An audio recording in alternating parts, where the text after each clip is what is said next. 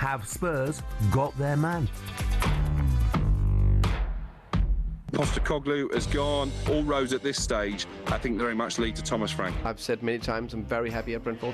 Who knows what will happen in the future? If a club wants to come for Thomas Frank, I think he should explore it. Certainly if one of the top 8 clubs come. It has finished Brentford 4, Manchester United 0. It's a really, really, really impressive Brentford side. I'll tell you what, Thomas Frank is building something special here. Exchanged a little message with Thomas yesterday, and this is what he said. Enjoy the summer and soon we go again. I'm open, maybe something happened. He's been overlooked probably for a couple of jobs recently, but he's probably got to prove a little bit more. If I was a Spurs fan, I'd be delighted if he was going to be my next manager. I actually think Thomas Frank is a good fit for that club. Champions League football is ultimately what is irresistible for him. There's an assurance about him that I like because of the success he's had at Brentford. There's too many top managers that have failed there. There are alarm bells about taking that job. Who knows what will happen? How many coaches have been in the same club more than 6 years? Very few.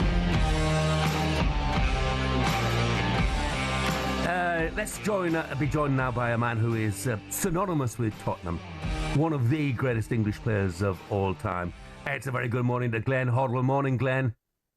Good morning, Jeff. Good morning, Ali. Yeah, nice to see you. And you, mate, and you. Look, if it is Thomas Frank as the new manager of Spurs, how would you feel about that?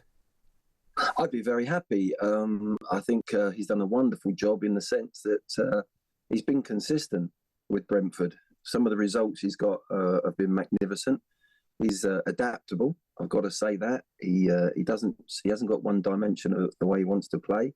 I think if he was to come to Tottenham, he would need his staff with him, definitely, because I think there is a close knit feeling amongst him and his staff, and they know exactly what he wants from his players.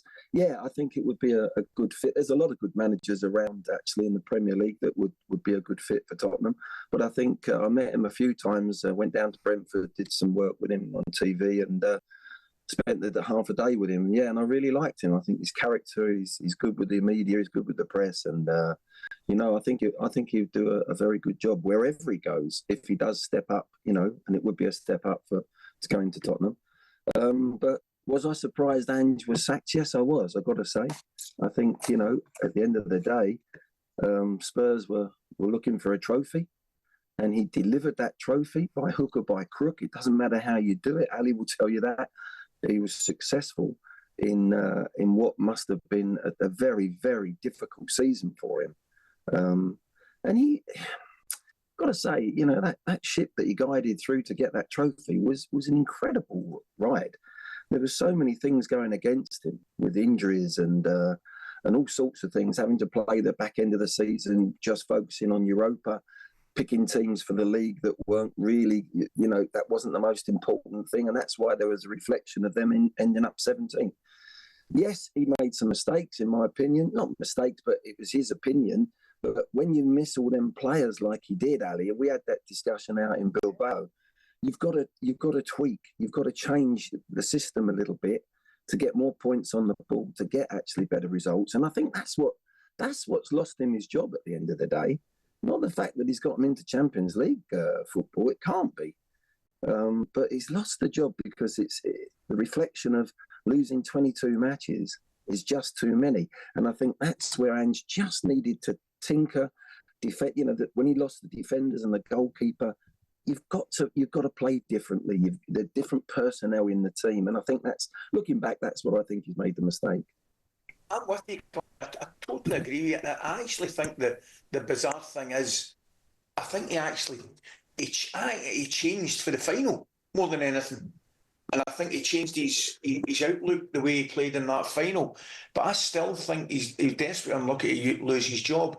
But I do. You and I did discuss it over by, and I think you're right. I think it was his inability to change things during the league campaign that maybe cost him it. Yeah, particularly in the Premier League. Maybe in other places where he's managed, no disrespect to them leagues, it's not the same in the Premier League. It's so difficult.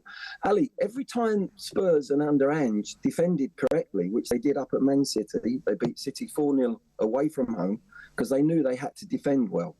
They went to Frankfurt away from home in the second leg. They went to Boda and they defended properly. and they were looked a dangerous team, and they hit people on the counter. And when they defended, actually, let's also look at it. It's not just Europa winning the Europa trophy, but they got to the semi-final of the League Cup, got beat by the champions, Liverpool, over 2 legs. They beat them at home. Every time they had to defend properly, they produced, you know. And they got knocked out by Villa, I think it was, in the FA Cup. Well, Villa have been the surprise pick of the bunch this season. They've been brilliant all season. Managed to get a Europa spot in the end. Might have been a Champions League.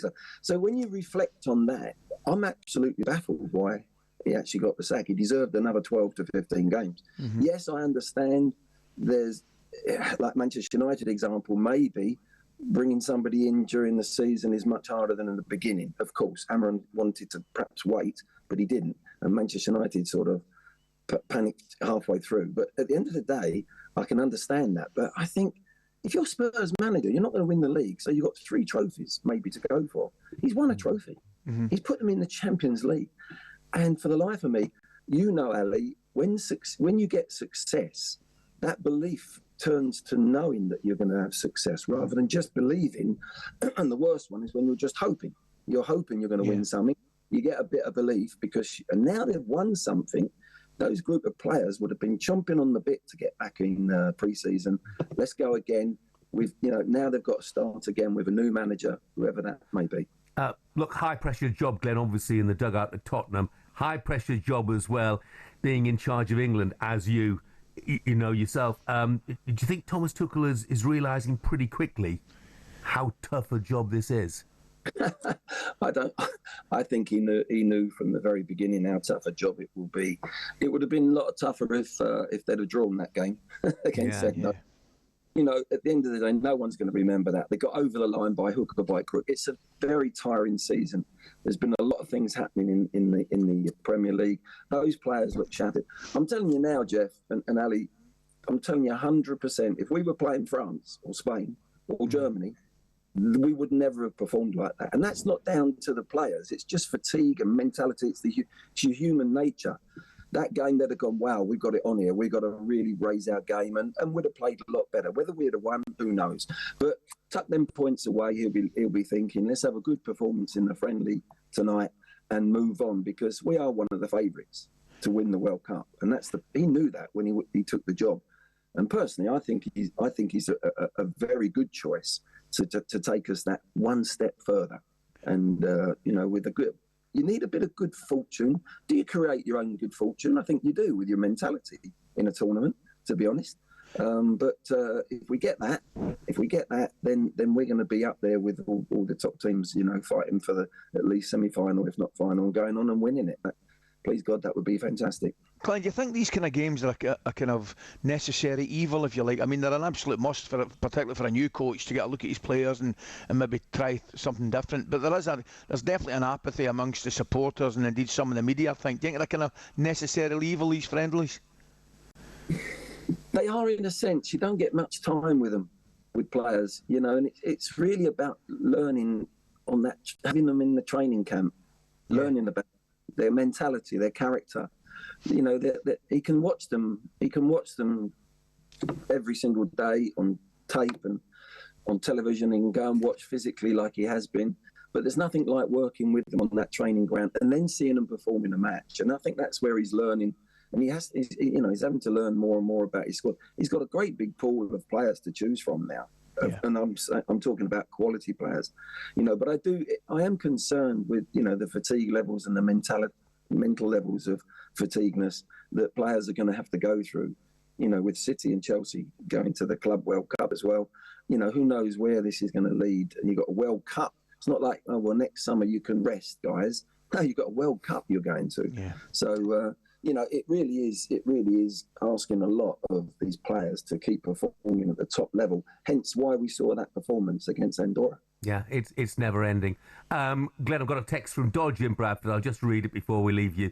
Glenn Hoddle, what a player, what a guy. Football is missing out when he's not involved day to day. His knowledge is second to none. I feel the same way as well, mate. So thanks for taking the time to join us this morning.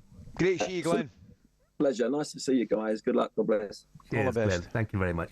talkSPORT Breakfast, waking you up Monday to Friday morning from 6 a.m. on AM, on DAB, via the talkSPORT app and on your smart speaker. talkSPORT.